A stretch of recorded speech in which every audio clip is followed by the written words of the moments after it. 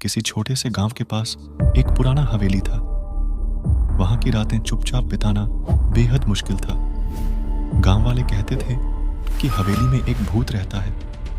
धरती के नीचे दबे रहकर वह अपनी असली शक्ति से जाने कितनी किताबों और ख्यालात को पढ़ता रहता है। जिन लोगों ने हवेली में रहने की कोशिश की, उन्हें भूतों के डर का सामना करना पड़ा। एक दिन एक विद्यार्थी ने अपनी उत्सुकता को नहीं दबाया और हवेली में प्रवेश किया।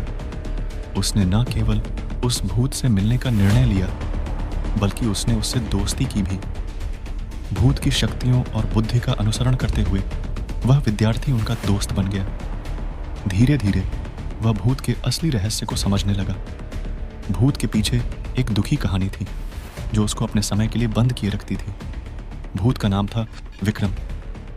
विक्रम कभी एक शानदार राजकुमार थे, लेकिन एक दिन वे एक अजीब और विचित्र वरदान के कारण भूत बन गए। वे अपनी जिंदगी की प्रत्येक लम्हे में उस वरदान की खोज में थे जो उन्हें पुरानी शक्तियों में वापस बदल सकता था। विद्यार्थी ने विक्रम की कहानी को सुनकर उसकी मदद करने का निर्णय लिया। उसने भूत को साथ लेकर उस वरदान की तलाश की। वे जुगाड़, संयम और विवेक का उपयोग करते हुए अनेक कठिनाइयों का सामना किया। धीरे धीरे वे अपने लक्ष्य की ओर बढ़ते गए और अच्छी तरह से तैयार होते गए।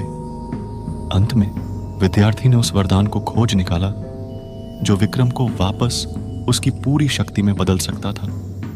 विक्रम अब फिर से एक मानव थे। वे उस विद्यार्थी को अपने दोस्त के रूप में स्वीकार करते हैं जिसने उनकी मदद की और उन्हें उनके वास्तविक रूप में लौटने में सहायता की। इस कहानी से हमें यह सीखने को मिलता है कि हमें डर को नहीं मानना चाहिए, बल्कि हमें उसका सामना करना चाहिए और समस्याओं का समाधान खोजने के लिए अपने साहस। किसी छोटे से गांव के पास एक पुराना हवेली था और संगठनशीलता का इस्तेमाल करना चाहिए।